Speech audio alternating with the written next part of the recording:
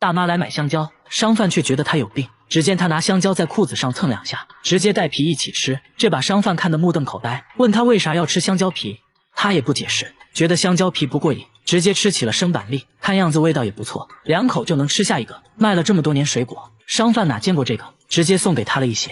回家后，他就把带皮的水果挨个洗干净。猕猴桃带皮吃，这个我还能接受；橘子他也带皮吃，哈密瓜也是。但更夸张的是，连鸡蛋都带壳吃，这我就接受不了了。闺蜜都很担心她，叫她来吃顿好的改善一下。没想到放着一桌子美食不吃，大妈却吃起了闺蜜吃剩的蟹壳，边吃还边嫌弃，说螃蟹还是生的好吃，吃的不过瘾。接着又把闺蜜吃剩的鱼骨头用苏子叶包起来，几口就吃了下去。不得不说，大妈嘴是真硬。到目前为止，带皮的东西没有什么是大妈不能吃的。那她到底为啥要吃皮呢？大妈舔了舔嘴唇说：“真的很好吃哎，又有营养，这样吃了10多年了，身体也确实很健康，也没有什么消化道问题。但医生还是建议大妈少吃，不然很可能会损伤肠道。一定要吃的话，最好中午吃。”大爷每天买1瓶白醋，却从来不吃，出门都要随身携带。跟他来到家里，就看到他把白醋和食用油都放在了厕所里。还没等大家反应过来，他就把洗洁精挤在毛巾上，开始全身涂抹。看得出来大爷是个狠人，这是把洗洁精当沐浴露用了。随后拿水一冲，就算是洗完了。接着倒了点白醋，均匀涂在脸上，拍打拍打，促进吸收。瞬间整个厕所都弥漫着一股难以言说的味道。最后他又开始往身上涂抹食用油。原来这就是大爷的护肤3部曲，13年来都是这样护肤的。接着他还偷偷告诉记者一个秘诀，那就是白天要用玉米油，晚上用花生油，这样保湿效果最好。你还别说，确实溜光水滑的，感觉现在就缺个烧烤炉了。看到摄像小哥有点心动，大爷极力推荐小哥试试。按照大爷的流程搞了一遍，看得出来他不是很开心。白醋对他来说不仅可以用来洗澡，还可以刷牙，说护龈效果棒棒的，口气都变得清新了呢。道理我都懂，但刷牙就应该用牙膏啊。大爷摆出一副没见过世面的样子，说牙膏有别的用途。啥用途呢？只见他往手上挤入半管薄荷味牙膏，接着就往头上抹。你别说，泡沫还挺丰富。大爷说这样洗完能持续清爽好几天，工作时也要随身带着白醋，没事就拿出来抹一抹。看电视也不能闲着，连妻子都不能理解大爷的奇葩操作，直接把妻子熏走了。为了达到更好的保湿效果，他还会把食用油和醋倒在纸巾上，搞了个自制面膜。有一说一，大爷的皮肤看着确实挺细腻的，但这样护肤真的好吗？大家带他来医院，并没有检查出任何问题。由于大爷年龄大了，如果继续这样操作，皮肤可能会恶化。这种护肤方式好不好不知道，反正我感觉挺入味的。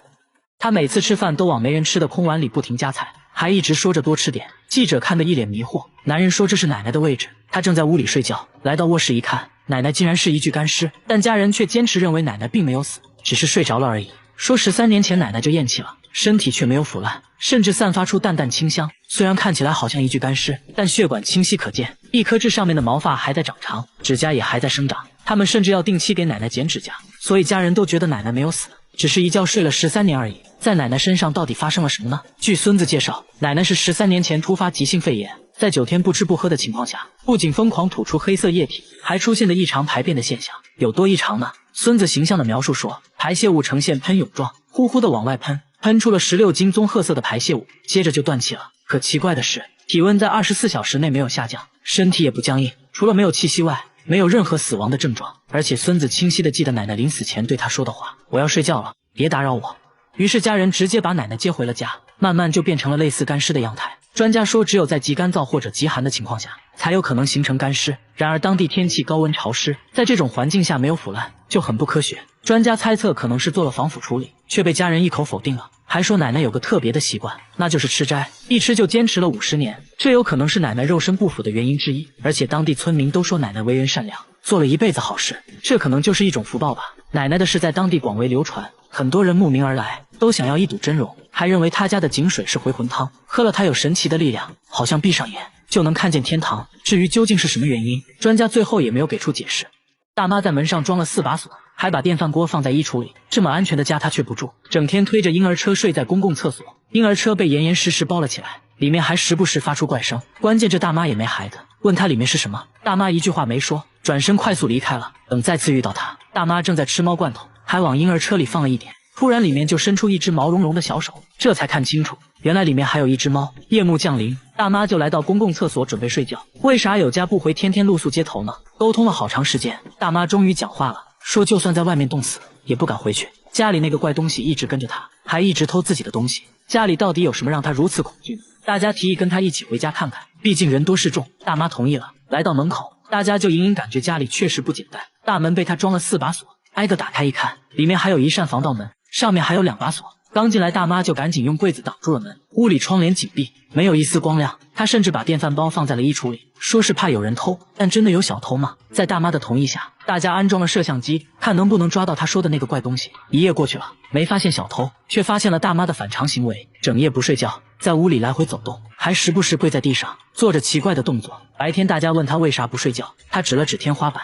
说那个怪东西就躲在天花板上，整夜嘲笑她。听到这里，大家就知道怎么回事了，8成又是心理问题。在当地相关机构的帮助下，大家说服她接受治疗。一番交流下来，医生说大妈患有精神分裂症和妄想症，会时不时出现幻听，应该是由于父母过世对她打击过大导致的，只要治疗得当，还是能好起来的。最后大妈也意识到了自己的问题，说会好好配合治疗，几个月后再见到她，精神面貌已远超过去，成为了一个正常人。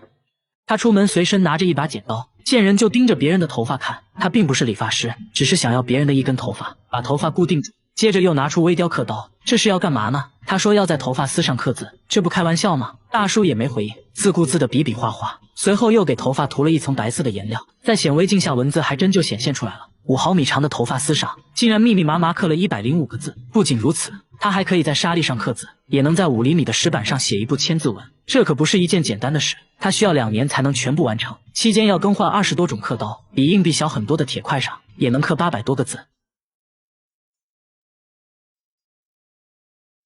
大叔说在头发上刻字很考验人的耐心，刚开始就拿自己的头发练习，1年下来头发日渐稀疏，现在都是用别人的，和别人见面都是先看头发。黑长直是他的最爱，现在还开了头发展览，小朋友都看傻了。大叔目前只能在头发上写1行字，说希望以后可以在头发上画一幅清明上河图。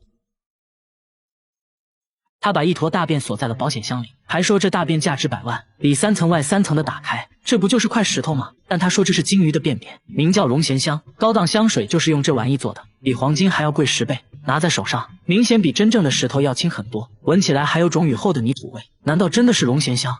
大便是在自家养鱼场发现的，他本来以为是块石头，随手扔水里竟然飘了上来。长这么大哪见过这情况？上网那么一查，和网上说的龙涎香非常像，这不一夜暴富了吗？朋友们都觉得这是真的，但村里老人表示，他们这地方根本就没出现过金鱼，哪来的金鱼大便啊？说再多都没用。接下来直接找专家，专家说龙涎香其实是金鱼体内的一种结石，非常稀有，可能100只金鱼里面都不一定有一个。接着对着大便一阵猛闻，还做了简单的测验，无论是颜色还是质地都非常符合，初步判断这可能就是龙涎香。接着对其取样化验，大叔满怀期待，离财富自由越来越近了。然而一番分析后，结果却显示这并不是龙涎香，只是一块在海上漂浮很久的塑料泡沫。大叔的宝贝瞬间一文不值，妻子安慰大叔，但大叔反手就撒了一波狗粮，你才是我的臭宝呀。